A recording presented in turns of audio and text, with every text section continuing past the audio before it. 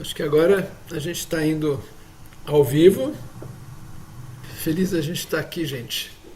A Jaqueline, a Mariana, Inês, o povo da mesa lira. Né? Para nossa terceiro painel, esse é o terceiro painel então, a mesa lira e tubos sonoros. A gente tem realizado isso uma vez por semestre, né? E mais realmente como um espaço de conversa e troca e conhecer os trabalhos, né, das pessoas que estão atuando com a mesa lira, assim, atendendo, né, situações bem diversas. E acho que é muito legal para todo mundo que tem interesse nesse assunto poder conhecer esses trabalhos. Né? A gente vai então ter agora a apresentação, duas apresentações. Primeiro da Jaqueline, ela vai se apresentar, né? E depois da Mariana, também direto. E no final a gente tem aí um tempo para conversar, responder perguntas, conversar entre a gente, também ouvir o que as pessoas que estão assistindo colocam. Né? A gente tem esse tempo aí depois das duas apresentações para fazer essa conversa. Muito bem. Então, Jaqueline, a palavra está com você. Boa noite e vamos lá. Olá, Marcelo. Olá, Inês, Mariana. Muito obrigada a todos que também estão nos assistindo. Grata pelo convite que vocês me fizeram para estar participando desse programa. Eu sou Jaqueline, eu sou de São José do Rio Preto, interior de São Paulo. Eu atuo em clínica própria, onde eu recebo pacientes, na maior parte deles encaminhados pela neurologista. Eu recebo crianças a partir de 2 meses de vida, com síndromes cromossômicas, genéticas, neurológicas, transtornos do neurodesenvolvimento. E hoje também eu estou aqui no programa para falar sobre o meu trabalho como musicoterapeuta, pensando na neuroplasticidade e também falando sobre o caso de uma paciente que tem uma síndrome muito rara, chamada Síndrome de Chagas. Então, nós vamos começar agora a exibir os slides para que a gente consiga fazer essa conversa. Mas eu estou muito feliz de estar aqui. Muito obrigada. E eu vou estar falando, então, sobre as intervenções musicoterapêuticas na neuroplasticidade e esse estudo de caso dessa paciente com a síndrome de Chagas. Quando nós falamos ou nós pensamos em neuroplasticidade, nós estamos falando da capacidade que o cérebro tem de reorganizar as suas funções, as suas estruturas e as respostas que o cérebro pode dar quando ele recebe vários estímulos, inclusive musicais. Em casos de danos cerebrais, a neuroplasticidade ela possibilita que outras áreas cerebrais preservadas assumam as funções que foram perdidas por alguma situação que aconteceu com o indivíduo, com a pessoa. E a música, através da musicoterapia, nós conseguimos ativar essa neuroplasticidade de uma maneira ainda mais acelerada e mais funcional. Então, quando nós falarmos em musicoterapia na reabilitação neurológica, é como se nós estivéssemos falando de uma reabilitação ainda mais potencializada, onde nós conseguimos auxiliar e melhorar as funções cognitivas e motoras, por exemplo, que a pessoa tenha. Então, pensando na neuroplasticidade, fica muito claro que através da musicoterapia é possível nós adaptarmos o cérebro, recuperar funções e habilidades que foram perdidas. Então, além disso, a música, ela pode ajudar a aumentar até mesmo níveis dos neurotransmissores, como a dopamina, a serotonina, a ocitocina, a endorfina. E aumentando os níveis desses neurotransmissores, nós aumentamos o bem-estar, a motivação. o bom humor, e nós também conseguimos reduzir as dores que talvez o paciente venha apresentar. Dessa forma, nós conseguimos também aumentar as habilidades motoras do indivíduo que está em tratamento com a musicoterapia.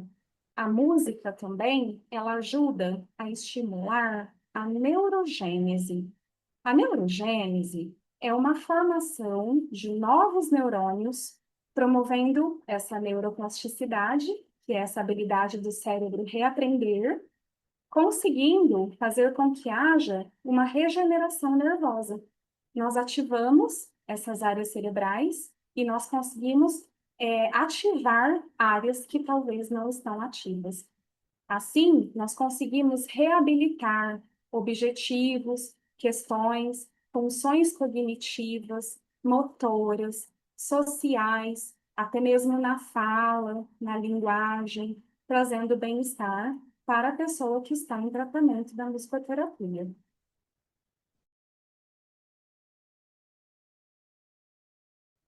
Então, hoje, eu trouxe o caso, né, da síndrome de Chagas.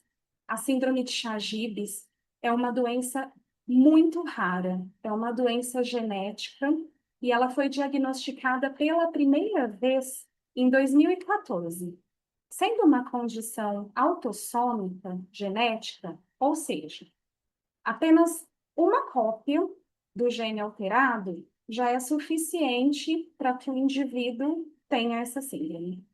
Então, na realidade, resumindo tudo isso que está escrito aqui na tela, o que acontece com o indivíduo? Acontece uma alteração no sequenciamento do DNA do gene AHDC1. E o que acontece com essa alteração? Ocorre uma produção prematura do códon de caráter. E isso faz com que aconteça um término prematuro da produção proteica. E resulta numa produção de proteínas truncadas. Elas ficam não funcionais. Então, falando de forma mais técnica sobre essa doença de Chagas, seria essa explicação. Porém, nós não temos um número atual, agora em 2025, nós não temos números atuais de diagnósticos por falta de atualizações em pesquisas. Mas, no ano de 2022, havia confirmação de que já existiam mais cerca de 300 casos no mundo. Mas, com todo o avanço da conscientização, os cientistas, eles estimam que dentro em breve vai existir milhares de pessoas diagnosticadas com essa síndrome, fazendo com que dê um boom nesse número de pessoas com esse diagnóstico. Então, nos próximos anos, provavelmente nós veremos um número alarmante dessa síndrome. Tal diagnóstico, ele vem por meio da realização de testes genéticos, como o sequenciamento do exoma e o sequenciamento do genoma. E nós sabemos que não é um exame que é pedido pelo médico facilmente. Então, isso também dificulta o diagnóstico dessa doença. Porém, sendo um distúrbio do neurodesenvolvimento, nós sabemos que ele se origina também do cérebro. Então, a síndrome, ela causa várias alterações no indivíduo, trazendo um atraso global no neurodesenvolvimento. Eu trouxe uma lista de algumas dessas características importantes a serem notadas e também a porcentagem com que aparece nos indivíduos que já foram diagnosticados com essa síndrome. Então, nós podemos ver que inclui atraso motor, atraso na fala, também características dismórficas, ou seja, alterações nos traços físicos, também problemas de visão, comportamentais, escoliose, problemas de impulsividade, autoagressão. Então, essa é uma listinha com todas as porcentagens que apareceram já nesses indivíduos com diagnóstico confirmado. Trazendo o estudo dessa paciente que está comigo, é uma criança que nasceu em 2020. Então, essa paciente é uma menina, de sexo feminino. Hoje, ela está com 5 anos de idade, mas quando ela chegou para mim, ela tinha 3 anos de vida. E em exames de neuroimagem, ela apresentou já, além do diagnóstico de Chagas, ela apresentou presença de agenesia do corpo caloso. O corpo caloso, ele é uma estrutura que conecta os dois hemisférios cerebrais e que podem levar ao atraso no neurodesenvolvimento, atrasos motores, atrasos cognitivos e até mesmo convulsões. Então, além desses diagnósticos todos, da síndrome de Chagas, dessa questão da presença da agenesia do corpo caloso, ela também havia passado no seu nascimento, após o seu nascimento, por uma ressecção de teratoma occipital. Ou seja, essa criança, além da síndrome, ela nasceu com um tumor benigno de células germinativas na parte posterior do crânio, ao qual não foi descoberto qual material tinha dentro desse tumor. Porém, esse tumor ele foi retirado, ela nasceu e já foi levada para o centro cirúrgico para retirada. Mas, ao tirar o tumor, a paciente começou a desenvolver também hidrocefalia. E aos 6 meses de vida, ela teve que passar também por um procedimento para a abertura de um canal, para que fosse possível essa passagem do líquor que estava sendo acumulado dentro da sua caixa craniana. Então, agora, nesse exame que aparece, essa ultrassonografia fetal, esse exame de ultrassom, foi quando a paciente estava sendo gestada, a mamãe estava com 26 semanas de gestação, e nós podemos ver do lado direito o crânio da criança, a cabecinha, e bem onde aparecem as setas mostrando, nós podemos ver uma imagem com presença de um defeito de fechamento da calote craniana, e nós podemos ver também o teratoma occipital, né? Que nós vemos essa bolsa do lado de fora do crânio. Ou seja, o tumor já estava ali. Então, esse outro desenho do lado, ele mostra bem aonde que é essa localização do lobo occipital. E esse tumor da paciente, ele estava para o lado externo do lobo occipital, colado, né, para o lado de fora da caixa craniana, assim como nós podemos ver nesse exame de ultrassonografia. Então, essa criança chegou para mim com todos esses diagnósticos, com esse histórico. E o meu desafio foi, como profissional, o que posso fazer por essa criança? Através da musicoterapia, o que posso fazer com todo esse diagnóstico? Então, eu analisei todas as características da síndrome, as sequelas também que ela poderia apresentar por conta da retirada desse tumor e comecei a traçar o plano terapêutico dessa criança. Eu tenho autorização legal da família para usar esse caso clínico e também tenho autorização do uso de imagem. Porém, a mamãe fez um pedido especial, que não era para tapar o rosto dessa criança, porque nós estamos falando de uma síndrome rara. E nós necessitamos de aumentar a conscientização dessa síndrome. Levando em conta que essa síndrome ela apresenta também alterações na aparência física, eu também achei importante de estar trazendo essas imagens da criança perante a autorização da família, para que todos consigam ver as características dessa doença. Então, agora eu apresento a vocês a Yumi, uma menininha doce, ao qual me encantou desde o começo. Quando Yumi chegou para mim, ela tinha 3 aninhos, não possuía rastreio visual, apresentava pouco controle dos membros superiores, inferiores, não se sentava sem apoio, chorava incessantemente durante o atendimento. E, além de tudo isso, ela apresentava comportamento autolesivo. Ela batia na própria cabecinha durante todo o atendimento. Não sabia se comunicar, então os sons assustavam ela. Começamos, então, a dessensibilização sonora, sensorial, utilizando sons, ruídos, estimulando o sistema e o processamento auditivo e também os sentidos dessa criança, utilizando a música receptiva na maior parte do tempo.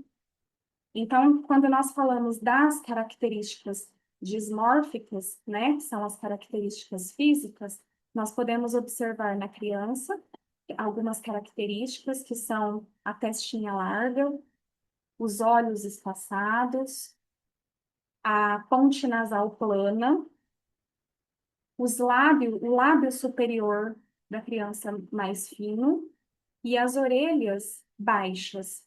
Então, essas são algumas características dessa síndrome.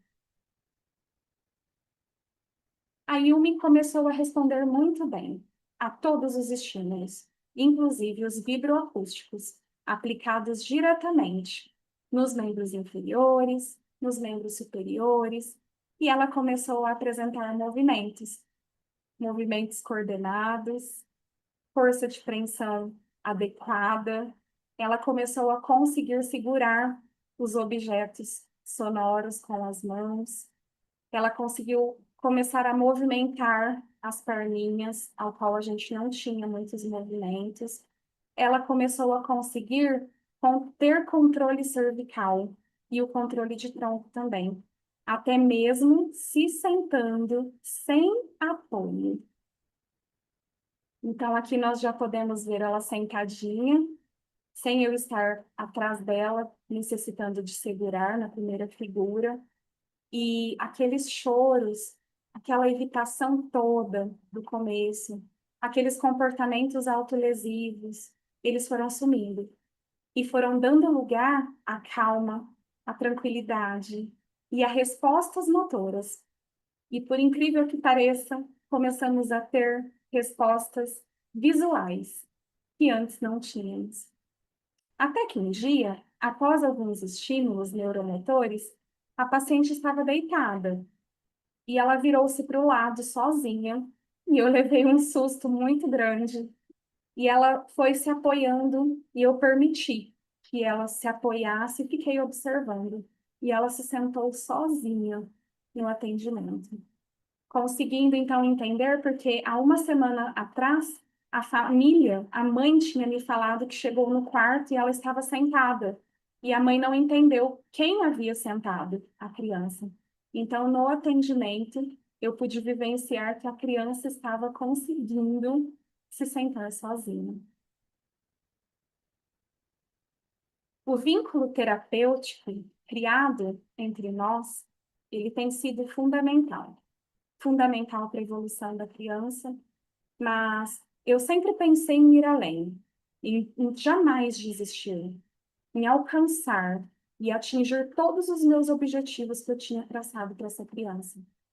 Foi quando eu pensei em levar ela para a mesa lira e para os tubos, mas eu tinha um pouco de receio, porque eu não sabia como ela ia reagir em resposta dos estímulos da mesa lira.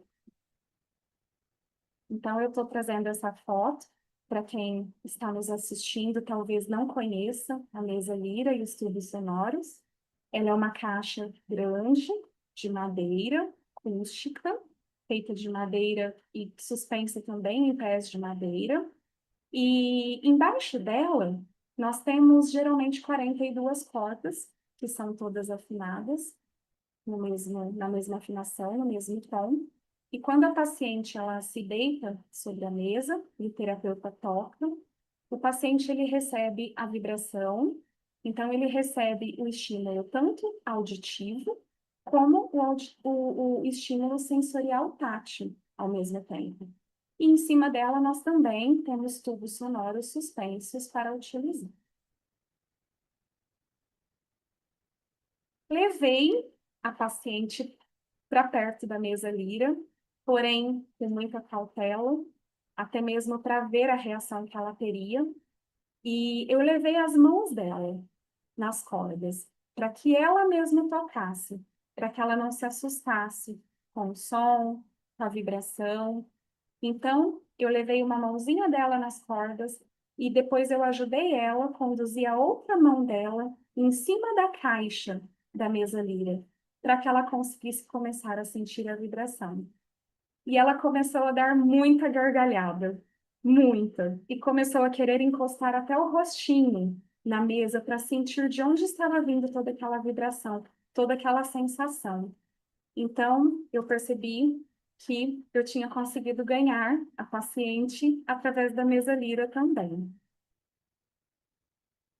Então, após várias tentativas, levando ela para tocar as cordas, para sentir a vibração com as mãos, sem colocá-la em cima do tampo, eu, enfim, coloquei ela em cima da mesa Lira. Porém, como vocês podem ver pela imagem, eu não deitei a criança na mesa Lira, porque não podemos nos esquecer que essa criança, ela não tem o fechamento do osso craniano. É tudo aberto. Então, eu tive que tomar muito cuidado com a vibração que essa criança recebia. Então, eu fui realizando tentativas, fui colocando essa criança sentadinha, ela recebia todo o estímulo nos pezinhos, nas mãos, e sempre com ótima aceitação, motivação, sorrindo, mostrando estar bem com todos os estímulos sensoriais que ela estava sentindo na mãozinha, nos pés, e também sentadinha, sentindo toda essa vibração sonora, auditiva e tátil. Então, nessa foto que nós podemos ver, nós já vemos que ela já está conseguindo se sentar com a postura adequada, sentindo a vibração. É incrível. Eu coloco ela sentada na mesa, às vezes ela está com a posição toda tortinha, e quando ela escuta o som, ela começa a entrar na postura correta do corpo e fica sentada da forma mais adequada possível, mesmo eu não deitando ela. Enfim, comecei a posicionar a paciente deitada, sempre protegendo a região craniana, preservando essa área para não receber a vibração direta, e os resultados apenas positivos. Agora eu tenho um problema, um grande problema. Agora a criança chora, mas para sair da mesa Lira para ir embora. É um problema muito grande. Toda sessão, quando eu falo para ela que terminou, começo a sentar ela na mesa, ela chora que não quer descer da mesa. Também utilizo outros instrumentos da vibroacústica em conjunto com a mesa Lira, os tubos sonoros, até na imagem a gente pode ver a utilização do diapasão, para que eu consiga estimular pontos específicos na criança, sempre com boa aceitação. Então, Marcelo, Inês, a conclusão que eu tenho, que podemos ter, é de que a utilização da musicoterapia, a utilização da mesa Lira, dos tubos sonoros como ferramenta nesse processo, tem tido só resultados positivos. E a neuroplasticidade vem acontecendo de forma e de maneira efetiva nessa criança. Eu jamais duvidei da evolução que eu poderia alcançar através da musicoterapia com essa criança. E dessa forma, eu seguirei esse processo terapêutico dessa criança. Para terminar, eu gostaria muito de exibir esse vídeo, que é curtinho. É um vídeo da música que a criança gosta muito. É uma das músicas preferidas dela. E quando ela chega sonolenta, é a música que a mãe usa para aumentar o nível de alerta dela para começar a musicoterapia. Eu vou soltar então para vocês verem.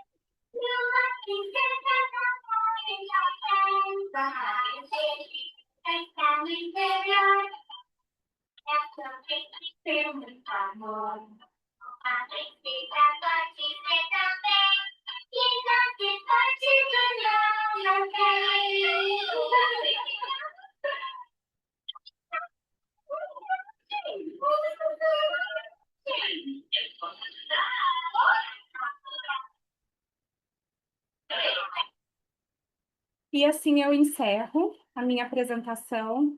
Muito obrigada pela oportunidade. Muito obrigado, Jaqueline. Bem, muito legal ver esse trabalho, né? A gente nunca imagina onde que esse trabalho com a mesalheira, tudo que ele pode atingir, né? E acho que é um bom estímulo, né, para todo mundo poder saber nossa, muitas possibilidades que a gente tem com um instrumento como esse, né? Legal, depois a gente vai conversar mais sobre esse caso que se apresentou, né? Enfim, o teu trabalho também.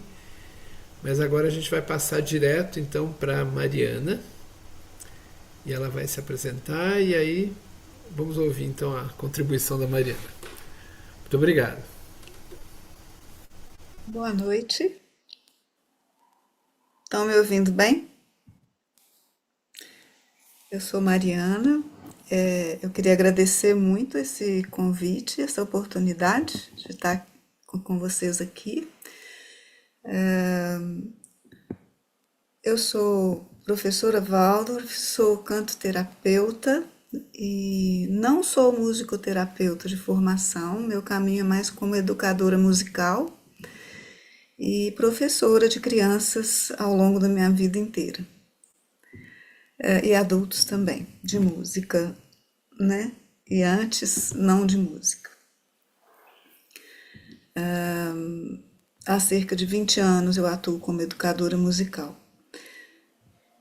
Quando o Marcelo e a Inês me convidaram para trazer alguma coisa sobre a mesa lira, que eu uso de uma maneira bem moderada, não é algo, né, assim, corriqueiro de eu trabalhar, mas eu frequentemente tenho alguém que aparece esporadicamente, né? E quando eles me convidaram, eu estava com uma pessoa que tinha me procurado, um senhor de 74 anos, com uma questão com depressão e ansiedade. Então eu aceitei participar desse painel antes de começar o trabalho com essa pessoa. E então o que eu trouxe aqui foi o relato de como foram as sessões, tá? E eu vou ler. Não vou projetar porque é só um texto, porque obviamente eu não fiz fotos dele, etc. Então eu vou trazer o relato de 8 sessões. Foi o que ele pôde fazer, em termos práticos. Então a proposta era somar, né, um elemento terapêutico a um tratamento de ansiedade e depressão. Então, o nome do paciente é Rogério, ele tem 74 anos, e quando perguntado o que você busca aqui com a mesa lira, ele disse: eu busco ajuda na questão da minha ansiedade e busco um bem-estar emocional.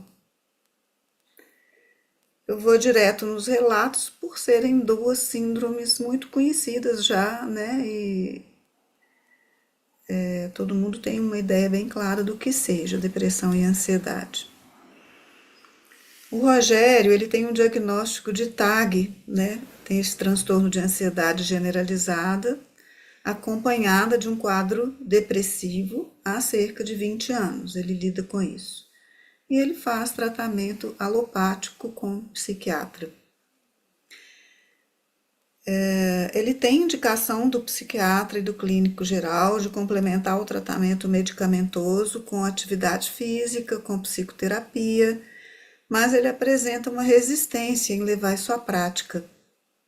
É sedentário e tem dificuldade em lidar com as próprias emoções.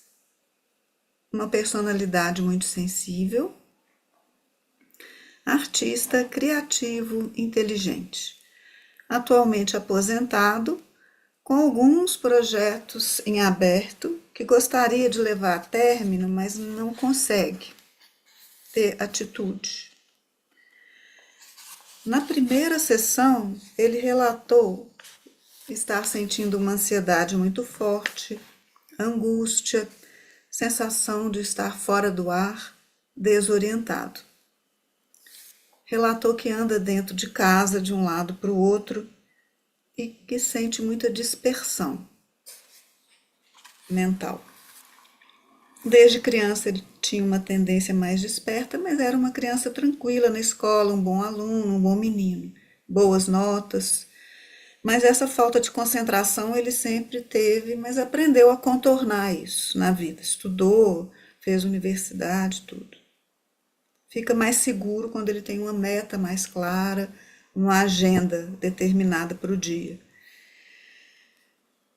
Após a primeira sessão, o relato dele foi assim, que gostou da sonoridade, que achou prazeroso, que sentiu vibração nas costas, que relaxou, bocejou, dificuldade em controlar os pensamentos agitados, tentou se concentrar na respiração para acalmar e que durante essa primeira sessão surgiram lembranças da infância,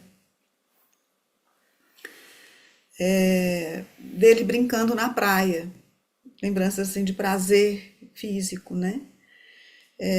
E que também durante essa primeira sessão surgiu um espaço escuro com um pequeno clareamento entrando nessa imagem. Depois, logo voltaram pensamentos recorrentes de preocupação, medo e ansiedade. Na segunda sessão, ele trouxe relatos sobre adequações da medicação alopática que ele estava fazendo e expressou alguns sentimentos que surgiram durante a semana, de pouca alegria, de ansiedade, que traz tristezas, sensação de solidão. Musculatura do abdômen travada, frustração por não ter iniciativa para atividade física, dorme bem, mas com medicação, há muitos anos. Após a segunda sessão, o relato dele foi de uma sensação agradável de conforto, de certo desligamento com o ambiente. Um estado próximo ao meditativo, calma, menos ansiedade. Uma pessoa que tem muita dificuldade em vivenciar momentos de calma, né? Está com o pensamento sempre agitado, sempre ansioso. E após a segunda sessão, ele relatou que de uma forma rápida conseguiu ter momentos onde ele sentia calma. E associou isso com um estado parecido com quando ele tenta meditar, ou às vezes que ele conseguiu ter mais calma. Na terceira sessão, depois da sessão, ele relatou esse bem-estar, esse relaxamento, esse descanso, e relatou que teve mini sonhos, ele chamou, predominância de imagens mentais sem nexo, que vêm e vão. E essa luz tênue e clara no centro também. E se lembrou durante a sessão de momentos na vida onde ele conseguiu sentir uma certa paz e uma certa calma. Ele relatou ambientes ligados à natureza, onde ele sentiu isso. Então, isso foi a terceira sessão. Durante essa semana, ele tinha conseguido tomar algumas iniciativas. Ele procurou o analista, que ele tinha resistência, apesar de haver indicação médica, agendou uma sessão de musculação e introduziu uma caminhada semanal com uma amiga. Então, isso tudo foi muito novidade durante... Acho que ele nunca tinha feito isso com regularidade. Mantém sempre a queixa da ansiedade, das preocupações constantes, pensamentos negativos recorrentes, medo, excesso de distração. E aí, nessa terceira sessão, eu passei a dizer um verso que eu não trouxe aqui, mas é um verso do Rudolf Steiner que fala da calma. Então, enquanto eu fazia a sessão, depois de um certo tempo, quando eu vi que ele já tinha se acalmado um pouco, eu comecei a falar esse verso. Eu trago a calma em mim, Eu trago em mim mesmo as forças que me fortalecem, então passei a dizer isso. Na quarta sessão, após a sessão, ele relatou que começou a sentir a mesa lira de forma diferente. Começou a sentir a vibração mais forte no corpo, né? E começou a perceber mais os próprios pensamentos, os pensamentos obsessivos, começou a identificar mais o caráter obsessivo desses pensamentos.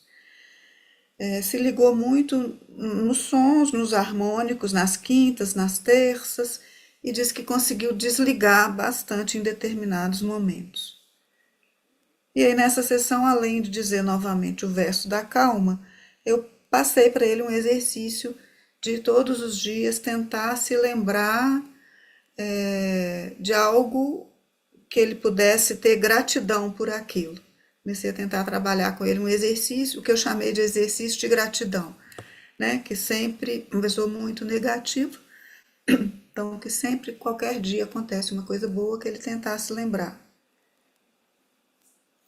E ele relatou que nessa semana ele continuava bastante ansioso, mas eu observei que ao longo das sessões ele começou a conseguir falar um pouco mais dele mesmo, se expressar melhor. Na quinta sessão ele chega muito tenso, conseguiu se desligar bastante com a mesa lira, veio de novo aquela sensação de estado meditativo, momentos de tranquilidade mental, gostando de ouvir os sons que a mesa lira compõe e sentindo a vibração bastante nas costas.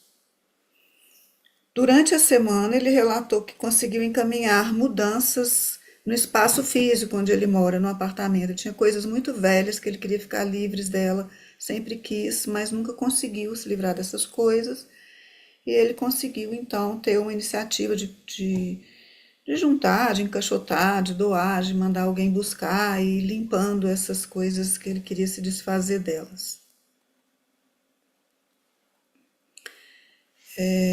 Eram livros de família, coisas que ele tinha muito apego, então ele teve essa iniciativa, que foi algo significativo.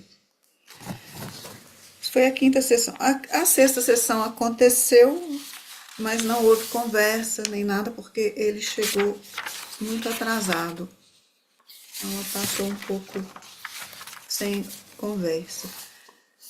A sétima sessão, eu fiz uma experiência com o pêndulo, que eu estou aprendendo. Eu não trabalho com pêndulo, né? Não tenho isso, não domino isso ainda, mas eu estou pesquisando e fazendo um aprendizado com uma pessoa que está me ensinando. E nessa sétima sessão eu fiz uma experiência com os pêndulos. Eu fiz uma medida, né, pelo pêndulo com 7 chakras. Anotei antes, anotei depois. E foi bem visível que no final da sessão o pêndulo apresentou uma leitura bem de ter harmonizado, né, de ter trazido um desbloqueio para esses chakras, né? Não chegou numa situação muito plena, mas tirou daquele lugar estático, né, que todos estavam bloqueados antes e todos começaram a se movimentar depois. Ele relatou que sentiu mais forte a vibração da mesa, então ao longo das sessões ele ia entrando mais, né? Sentiu mais força a vibração no joelho esquerdo, onde ele tem sensibilidade, dores, né? Mas ele achou esse dia cansativo, teve dificuldade para relaxar, disse que tinha amanhecido mais angustiado, mas que depois da sessão estava se sentindo mais calmo. Então, durante a semana, ele retornou ao analista, que ele manteve, e lembrou um pouquinho do exercício da gratidão, que antes ele não estava conseguindo lembrar de fazer. Na oitava sessão, ele chegou tenso e ansioso, como sempre, conseguiu relaxar após a mesa lira, como sempre, especialmente nos lugares mais tensos do corpo. E o processo de análise continuou, o tratamento com psicoterapeuta, e ele também conseguiu fazer um encaminhamento de uma mudança do psiquiatra, que é algo que ele queria fazer, mas não conseguia, porque tinha vínculo, porque queria mudar, mas não conseguia. Então ele conseguiu dar esse passo de procurar um novo profissional. Então essas foram as 8 sessões, né? E as conclusões que eu fiz foi o seguinte: uma pessoa de 74 anos com sintomas muito cristalizados, né, até pela idade avançada, e foi possível perceber que ao longo dessas 8 sessões ocorreram movimentos internos relacionados, né, com a capacidade de iniciativa, com relação a desejos e necessidades antigas que ele tinha. Profissionalmente, ele conseguiu encaminhar alguns projetos que estavam estacionados, que ele precisava dar andamento, mas que ele não conseguia. Ele conseguiu iniciar a psicoterapia, que foi algo bastante significativo.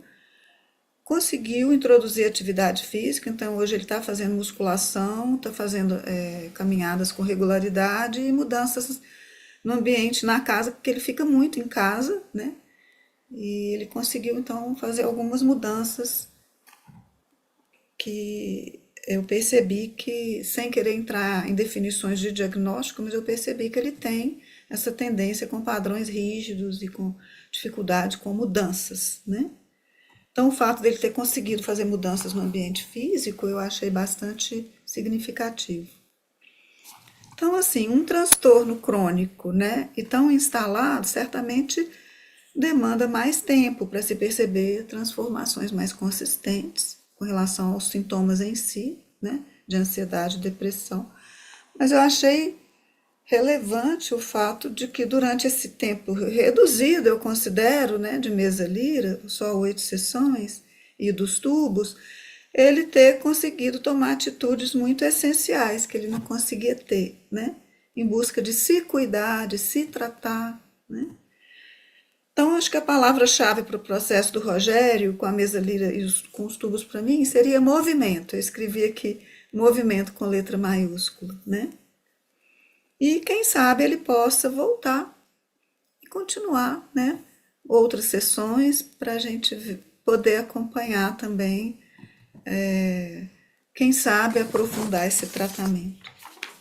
É isso.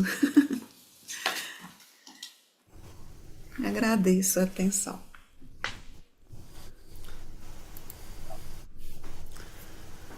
Legal, Mariana. Muito obrigado aí pelo teu relato. Acho que, enfim, é um outro universo esse, né? Bem diferente, né? Mas é muito interessante a gente ver, né, a atuação da Mesalira, ela é muito ampla mesmo, né? Então a gente tem o olhar da Jaqueline e tem um olhar como o da Mariana, que são coisas muito opostas, muito diferentes, mas que o mesmo instrumento, né, ele leva a percepções, né, muito distintas, mas muito importantes. Muito bacana, gostei muito das 2 apresentações. Parabéns para as meninas. Legal. E, bom, vamos ver aqui, não sei se tem alguma pergunta A gente específica aqui tem no sim, nosso chat. tem umas perguntas, né? Teve uma pergunta para Jaqueline, da irmã Maria de Nazaré, por que há uma previsão de um grande aumento de casos dessa síndrome que você apresentou? Se você saberia o porquê disso.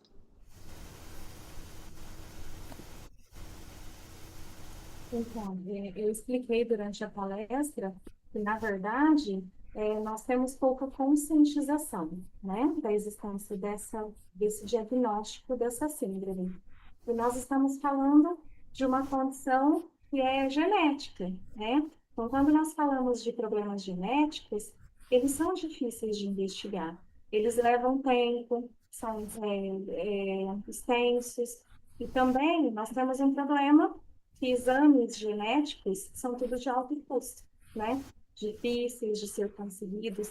Dificilmente você encontra alguém que fala para você, eu fiz um rastreamento na minha genética, né? Não é um exame tão comum. Então, às vezes a pessoa ela tem a síndrome, não apresenta tantas situações que aparentem que a pessoa tem essa síndrome, mas ela está lá, né? E escondidinha. Então, por esse motivo que eu citei, que esse grande aumento pode acontecer por conta da conscientização. A pessoa ela vai começar a buscar exames de diagnóstico, testes de sequenciamento do exoma, do genoma, e aí vão conseguir enxergar essa doença que está lá escondidinha na genética. Por isso que eu falei que esse número ele pode aumentar significativamente, por conta de nós levarmos ao conhecimento das pessoas de que essa doença existe. Por quê?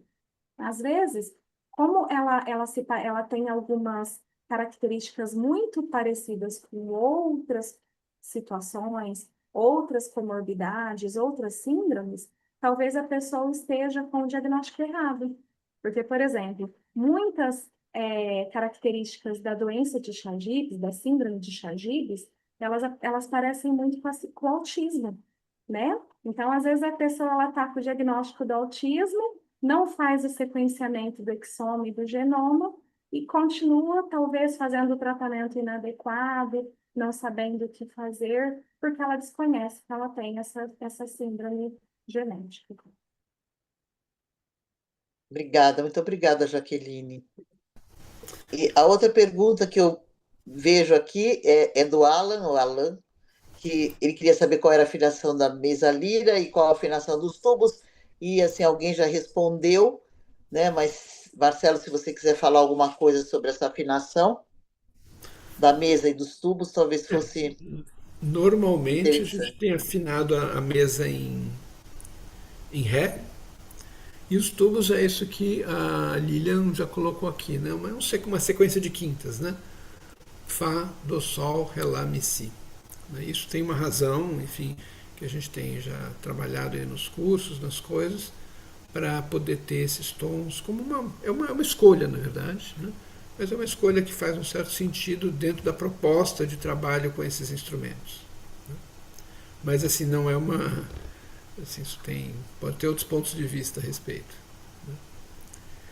Eu queria comentar uma questão assim, em relação a esse caso também que a Mariana trouxe, porque a gente vê mais uma vez, né, na verdade, assim, um tipo de resposta bastante recorrente, na verdade, nas pessoas que passam pela experiência da mesalira. Né? Então a gente reconhece cada vez mais, fica mais claro qual é a tendência da atuação dela. Né? E primeiro essas imagens, né? Ou seja, esse acesso, que acho que normalmente vem por esse estado de relaxamento, né? Mas não é só um relaxamento, eu acho que não é só um relaxamento físico, vamos dizer assim. Né? É uma abertura interna, anímica, que acontece para que imagens e às vezes, como ela falou, mini sonhos, né? Como você falou, surjam, ou seja, é uma Ele forma que de. trouxe esse termo mini sonho. Que legal. Então, é a forma que ele encontrou para se referir a essa experiência, né? Que sem dúvida é como se tivesse uma abertura ali para que processos que estão mais inconscientes se manifestem sem necessariamente a pessoa estar de fato dormindo, né? Ou no estado de sono. Então, esse lugar que a mesalira leva, que é poder vivenciar processos que normalmente acontecem num estado ou de sono profundo ou de sonho, né? Mas de uma forma mais acordada, mais consciente. Né? E a partir daí, eventualmente, poder, enfim. O simples fato de subir a consciência, para mim, já significa um processamento de questões psíquicas. Né? E que podem, sim, desbloquear certos padrões, ou, enfim, levar a uma transformação. Né? E, bom, a gente fica aqui na torcida para que ele continue, que tenha outras sessões e que possa realmente, pelo que você relatou, né, uma pessoa que está pegando, assim, assumindo a sua vida, né, deixando de ser, entre aspas, conduzido pelas circunstâncias e pelo quadro que ela tem, e se tornando mais ativa e assumindo para si mesma a responsabilidade de se cuidar. Né? Isso é muito bonito. Né? Mesmo numa idade assim que às vezes a gente não é fácil. Não é fácil, a gente O sabe que não é. Mas sofrimento chegando perto mental, da né? cidade, a gente vai percebendo. Diga, Mariana, desculpa, você ia falar uma coisa. Sofrimento mental, né? Assim, forte para a pessoa, né? É bem dolorido.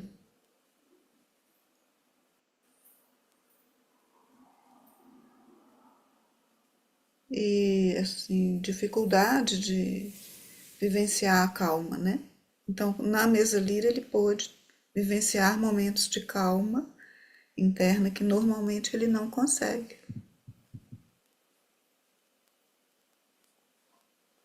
Isso é significativo, né? Sim, com certeza. E eu acho que esse é um benefício que talvez muitas pessoas pudessem aproveitar dessa qualidade, ainda mais na vida que a gente leva hoje, né? Não precisa ter um diagnóstico assim tão forte para necessitar de uma experiência como essa, né? De forma alguma. E também eu acho interessante da mesa lira, em outras pessoas que eu fiz, que relataram que trouxe foco, que depois da mesa lira tiveram mais facilidade com a concentração, com o foco.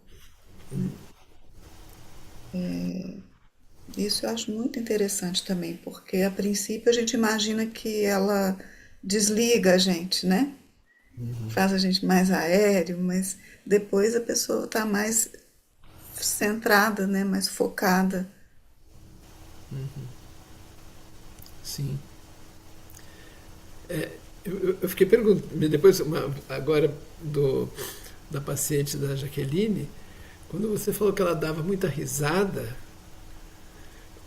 você sabe, você tem alguma explicação para isso? Assim, o que, que era isso exatamente? Assim? Foi muito interessante. Eu acho que foi a sensação dela sentir a vibração. Foi uma sensação de prazer, de bem-estar, Alegria, né? de alegria. Ela sentir, porque assim, na sala de atendimento, ela já fazia isso com a caixa do violão.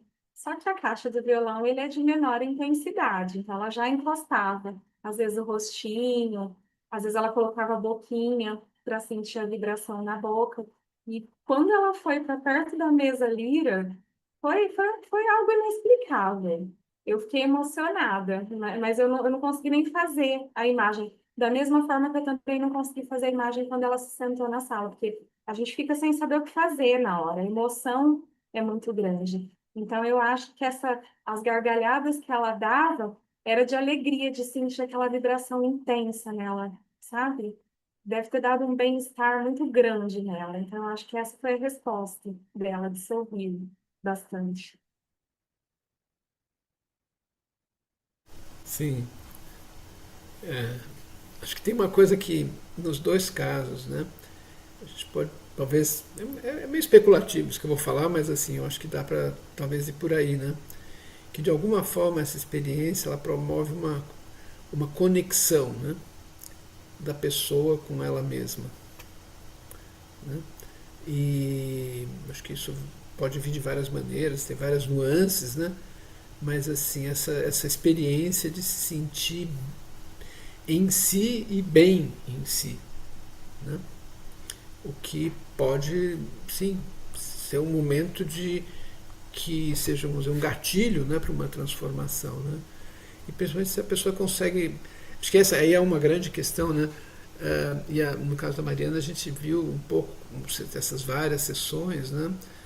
Como é difícil sustentar isso ao longo do tempo. Às vezes aquela pessoa tem aquele momento, né, daquela experiência e ali está tudo bem, vamos falar assim, né? Mas depois no dia a dia a sustentação disso não é tão simples assim, né? E talvez realmente com a frequência, né, com uma constância que talvez isso vá decantando essa experiência, vá decantando e realmente assim propiciando o estabelecimento de um novo padrão. Então a gente tem que falar em processo mesmo, não é dose única, né? Num caso, acho que bom. como qualquer processo terapêutico, não sei. Uma cirurgia é um ato único, né? Mas assim, mas nesse caso realmente tem uma coisa que é mais exige essa continuidade, né? Não sei.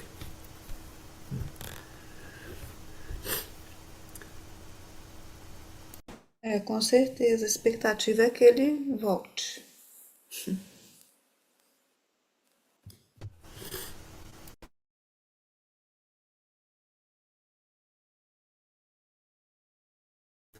Inês, acho que você ia falar uma coisa naquela hora, eu entrei bem no meio.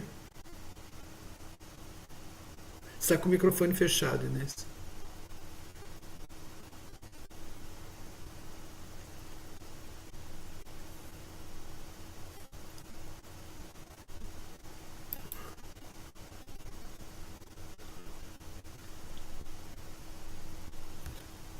Eu estava com muita dificuldade, não estava conseguindo abrir o microfone, era isso que estava acontecendo. Tem uma questão aqui do Alan também, que ele gostaria de saber quantos musicoterapeutas trabalham com a mesa lira no Brasil, e o Marcelo fez um mapeamento dessas pessoas que trabalham com a mesa lira, e eu não sei exatamente o número, Marcelo, você tem noção? Agora você está com o microfone fechado. Sim, sim, sim. A gente tem então esse mapa, né? Que as pessoas, elas, enfim, elas entram em contato, a gente vai inserindo elas nesse mapa. Uma tentativa justamente de fazer ter uma ideia, né, do trabalho com esse instrumento no Brasil. Nesse mapa tem acho que hoje umas 30 e poucas pessoas, né? Mas com certeza tem muito mais do que isso, né? A gente sabe que instrumentos, né, tem mais de 100, 120, 130, não sei, que foram produzidos e que estão por aí, né, em algum lugar, com alguém. Alguns a gente até sabe, mas que não estão nesse mapa, porque isso é uma opção da pessoa querer ter seu nome lá e tal, né? Tem gente que quer e tem gente que não quer. Então, assim, é mais ou menos esse é o tamanho, vamos fazer, das pessoas que estão envolvidas com esses instrumentos e atuando, né, no Brasil. Fora do Brasil, obviamente, aí o número deve ser muito maior, a gente também não tem informação sobre isso, né? E eu acho que é um desafio, sim, para todos nós, assim, um desejo, e esses encontros, na verdade, eles tentam propiciar um pouco isso, é que a gente possa trocar mais experiências, informações sobre o trabalho com a mesa lira e com os tubos sonoros, porque eu acho que é muito enriquecedor, né?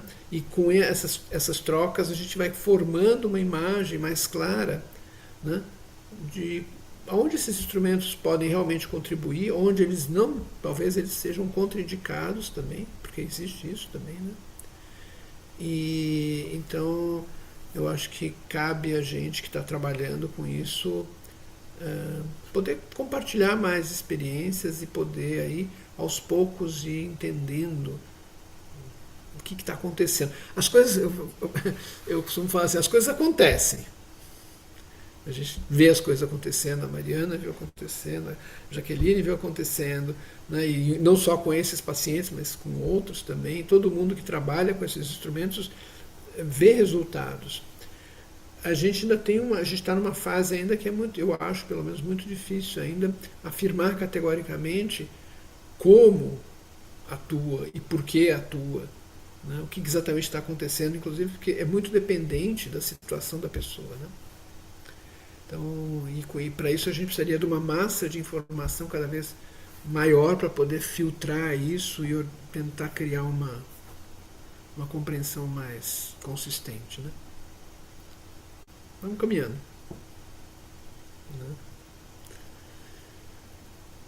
Eu tenho mais uma observação aqui da Lília, que ela trabalha com crianças diagnosticadas com TDAH e TEA.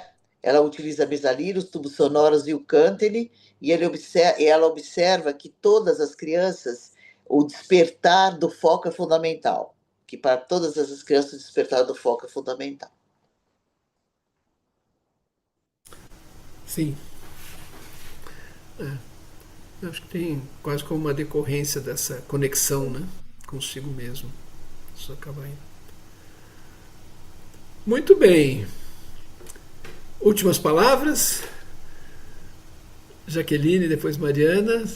Mensagem aí que vocês deixam para os colegas, na verdade, né? Sobre o trabalho de vocês, sobre essa experiência. Como eu iniciei falando, eu fiquei muito grata de ter recebido esse convite de vocês. Acredito que as pessoas têm que conhecer mais a mesa lira, os estudos sonoros. Nós temos que levar mesmo esse material tão importante no tratamento, né? No meu caso, que trabalho com crianças pequenas, crianças menores, com tantas síndromes, né, diferentes. A mesa lira e os tubos sonoros têm sido fundamental nos meus atendimentos. E as pessoas conhecem pouco, né? Como você mencionou, são poucas unidades de mesa lira ainda disponíveis no Brasil. E essa conscientização que a gente leva, esse conhecimento, esse programa que você e a Inês estão fazendo, isso vai fazer com que as pessoas vejam que a mesa lira e os tubos sonoros é uma ferramenta muito rica na mão de um terapeuta. E nós podemos fazer a utilização dela em muitas formas de adequar dentro da terapia, dentro da musicoterapia, dentro da terapia como a Mariana faz. Então, nós precisamos de fazer as pessoas conhecerem a mesa lira, terem a experiência de conhecerem a mesa lira. E vou continuar o meu trabalho com essa criança, confiando, acreditando que eu posso sim ajudar essa criança a evoluir mais. E vou continuar a utilização da mesa lira, que eu comecei com um pouquinho de cuidado, né, por conta do diagnóstico dela. Eu não poderia causar muita vibração, é por conta da situação física, né, dessa criança, a situação neurológica. Mas vendo só resultados positivos, não tem como não utilizar, né? Só tem me motivado a utilizar ainda mais. Então, fico grata por ter essa experiência, por ter esse material na minha mão para eu poder trabalhar. Legal, Jaqueline, muito obrigado. Muito bom. Mariana. Sim, só agradecer também, dar os parabéns para Inês e Marcelo, né? Agradecer essa iniciativa tão importante, realmente coloca esse material de trabalho, né? Esse instrumento num outro lugar, né? No lugar da pesquisa, que eu acho que é tão importante, assim, que a gente tenha sempre essa atitude de pesquisador, né? E da minha parte, todas as vezes que eu fiz em alguém, sempre os relatos e os retornos são de algo muito positivo, assim.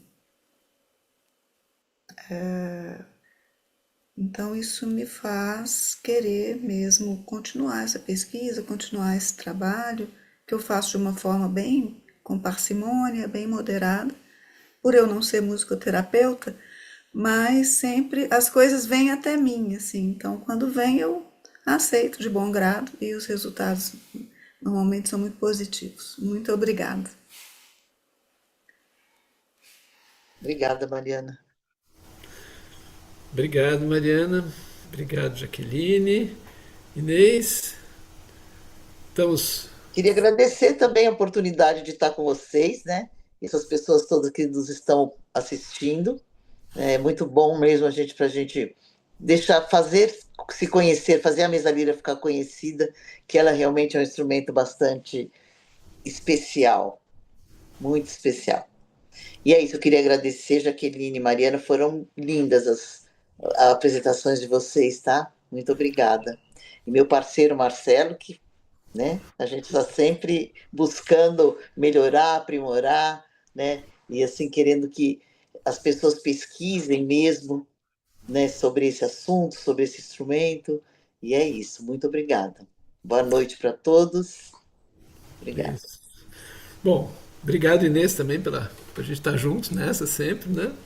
E obrigado a todo mundo que esteve aqui ouvindo a gente. Esse depois vai ficar disponível também no canal no YouTube, e então talvez outras pessoas possam aproveitar isso também mais para o futuro. E com isso, então, a gente encerra aqui essa live, o terceiro painel, né? E vamos aguardar o próximo, que provavelmente vai ser no primeiro semestre do ano que vem. A ideia é que a gente tenha é fazer pelo menos um por semestre, né? Que a gente dá conta. Então vamos aguardar os próximas conhecer novas pessoas que trabalham com a mesa lírica e com os tubos sonoros, e assim passo a passo e criando uma comunidade, né, que trabalha com esses instrumentos e que pode entregar uma coisa aí boa para o mundo. Tá bom? Então, gente, tchau, boa noite e até a próxima. Boa noite. Boa noite, pessoal.